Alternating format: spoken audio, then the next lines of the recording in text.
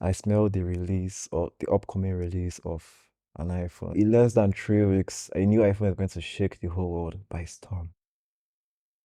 Like the greatest lightning blast ever recorded in history.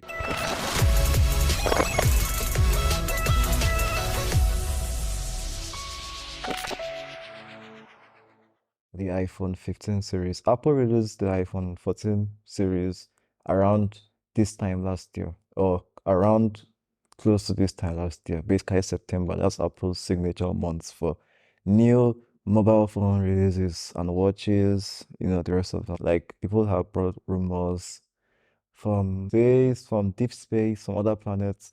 Basically, I was in school. I had to observe and watch the rumors and like try and like some are actually quite hilarious. Like when someone was like, Apple was going to swap out the Pro Max for an Ultra. Like, no way, dream on. Like that's not gonna happen. Never. Anyways, so like technically the iPhone 15 models are all expected to resemble last year's release. Like basically the non-pro models will have double lens with the same arrangement of the 14 and the 13s, while the pro models will have triple lenses with the same arrangement of the 14, the 13 Pros, 14 Pros, the rest of them. So not much is going to change. That's like the overall signature look that Apple has managed to secure as their own. But the only difference is that now Apple is going to spread the dynamic island so the entire iPhone lineup. Yeah, over time, Apple is going to start like integrating more and more features that are going to make non-dynamic island users miss out. Yeah, they didn't do that before because their latest release is the non-pros. We're still using the notch, but that's going to change. Yeah, we might even see notifications coming up in dynamic island. Please, I pray for that. That's something I definitely want. The way Samsung does it, like something like that, but a dynamic island version of that. We don't really expect any major design changes in stores. So like Apple is still going to retain the 6.1 inches for the base model and the small Pro model and 6.7 for the Pro Max and the Plus models. Yeah, we expect the regular 15, 15 Plus, 15 Pro, 15 Pro Max. Simple as that.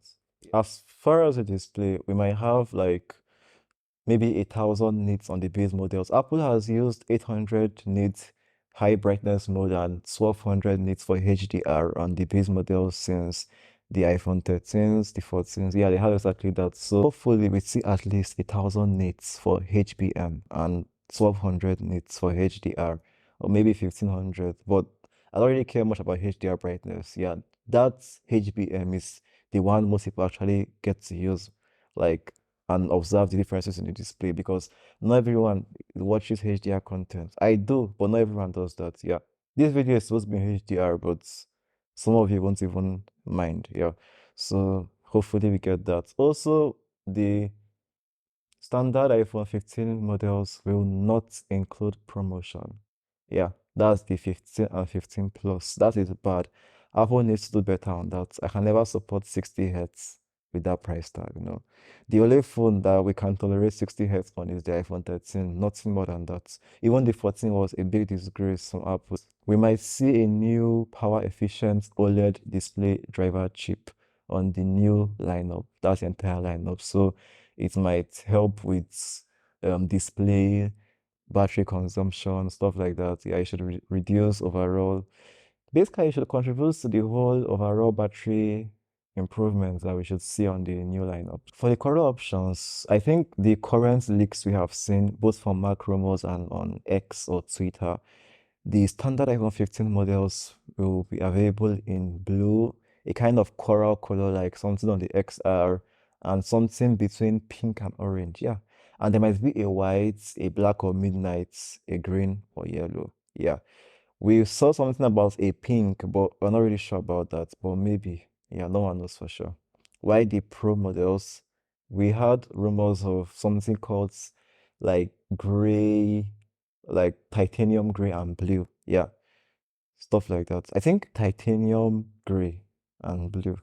Yeah, that's like the new stuff that we might see. Titanium to go along with the material on the frame of the device. We expect them to use this year due to its lighter weight. Yeah, although it's more premium, more expensive, but that's a topic for some time else.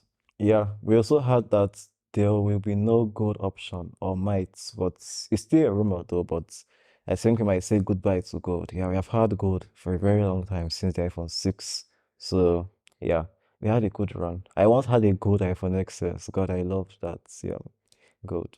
We expect the 15 Pro series to feature, or the entire 15 lineup basically, but mostly the Pro series to feature like thinner bezels. Yeah, slightly, let's say 30% thinner than the ones on the 14 Pro. Yeah, it's still a rumor though. We know Apple doesn't really make much bezel differences. I think the bezels are actually good enough right now, but people seem to just want Apple to overdo it. Yeah, they are downsized to too thin bezels. They are always downsized to stuff like that. Like you can't get everything. The market should understand that you can't get everything. And Apple can't please everyone. Some people might not even like that and begin to like create new complaints and stuff like that. Come on, we have seen this 1,000 times.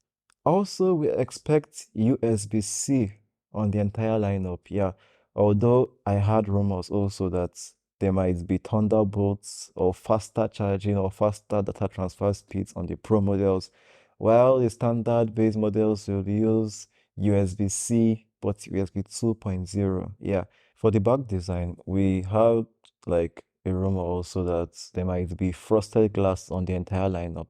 Frosted glass was limited since the 11 Pros. Yeah, it was limited to the Pro model since 11 Pros. Yeah, it's like a matte finish at the back of the glass with fingerprint resistance. Yeah, it's very nice to feel and it has like a kind of effects when you trickle water down it. Yeah, it would be nice to see an entire lineup. At least since they are bringing titanium into the equation, they should give the little one some spice. It's quite intriguing that the phone is not even out yet, and then I've already seen 3D printed cases based on the assurances people have of the exact model. Anyways, there are insiders in the company and the factory that always provide this kind of information to people.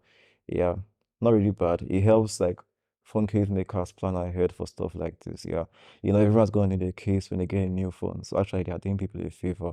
And we also know how Apple elevates and inflates their phone case prices. Not pretty. Yeah. So they are nice silicone cases already, and Apple might drop leather. Yeah, we had Apple going to drop leather cases and come up with a new material. Honestly, I felt leather and I didn't really see the need for that, but well, they have their reasons. Yeah, that's not really my problem. That's some aesthetic field, not tech. Yeah. So we also have the action button. Yeah. That's also one of the biggest changes. Action button is a rumor of a new button to replace the mute switches. Yeah. And that button, like, is going to be customizable. You can assign something like, let's say when you press it once, call SOS. When you press it once, turn on the flashlight. When you press it once, it can even be like a second side button for you. Who knows? Yeah. Well, not bad. I still like the mute button, yeah. Like the fact that you can be so sure of the fact that it's a mute button, plus you can't press it by accident. You have to like take it down and take it up. But I don't know.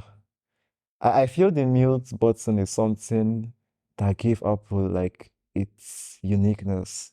Well, the action button would just be like a Bixby button, a Bixby button, something like that. Yeah. Not really a big deal. We'll talk more on that when the phone comes out. And there are some models of USB-C connector parts, yeah, that showed an improved model on the Pro Maxes than the Pluses, maybe a better chip on the Pro Max for enhanced features like Thunderbolt 3 display ports. Basically, might even do it like how like the iPad M1 and M2 iPad Pros, yeah, how they support all that tech in their USB-C, yeah, stuff like that. We also expect like a transition to like 256 gig base storage on like the Pro Max models. Yeah, that should help with the issue of price hike. Yeah, you see, Apple might add $100 to the initial price of the Pro models. Yeah, the last time Apple did a price hike was when they released the iPhone X. So I think that's like 2017, 2023, let's say 6 years later, and Apple does the next price hike. That's actually not bad. I mean, like, Apple is going to put a whole, like, lot of stuff in these new devices, especially the Pro series. And that brings us to the most expensive item of the menu, the titanium frame.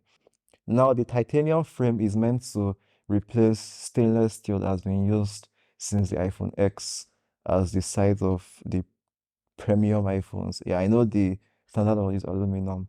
Honestly, I would have liked to see stainless steel on the standard phone since titanium, but no, aluminum is better because of its lightweight. Yeah, I study materials and trust me, in the end, lightweight really plays a huge factor in durability. And let's say when the phone falls down, the impact not being so much. So titanium is going to help. Yeah.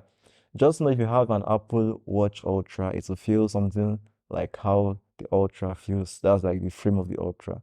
Yeah, that's if you don't really know how titanium feels. It's light and it has a high strength to weight ratio. And the USB-C might have up to 35 watts charging. Yeah, that's nowhere near the overhype done by Xiaomi and Huawei, those other companies, 127 and all. But trust me, you don't want like fast charging up to like 50 watts on a phone that literally can't wait to drop battery health by 1% every single like week. So for the best. Yeah, I never thought about the cameras. For the cameras, the 15 and 15 plus, the standard models, they'll feature a 48 megapixel camera lens with a f1.6 aperture and a new 12 megapixel ultrawide camera with an f2.4. Yeah, we expect stuff like that. We're not sure yet. We might even see it better, but we expect the base model of the 15 series to be even better than that of the 14 Pro. Yeah, that's how Apple does it. If you notice, the base 14 has a better wide angle lens than the 13 Pros and Pro Maxes. Yeah, so not bad. This year though, we are still gonna use like Qualcomm modems. Yeah, Apple has plans for modems, but I think maybe on the iPhone 16 series you might see that, but not this year. Yeah, with improved power efficiency. We might see the X70. I know that's like the new modem in town. Yeah, Snapdragon X70 by Qualcomm with improved AI and 60% power efficiency, which is going to help with overheating due to cellular and the rest of stuff like that. Yeah. We also expect Wi-Fi 6E. Yeah, Wi-Fi 6E should be like on every single lineup. Yeah, I know Apple doesn't compromise like how do I put it? They don't compromise network and wireless on the base and the Pro Max. They will expect a 3 nanometer A17 Bionic on the Pro models, while standard models will use the Apple's A16 4 nanometer. Yeah. And I think that's a trend that's going to follow as the years go by. Finally, Apple plans to release all these I've talked about or introduce them on Tuesday, September 12th at their Wonderlust events. They sent out the invite some days ago. People posted it. I didn't get anyone though, but I'm going to do something else for iOS 17 when it finally gets released. Yeah, but as far as the new devices are coming out goes, that's it. Yeah, thanks for watching the video and I'll see you guys in the next one. iHaadi out.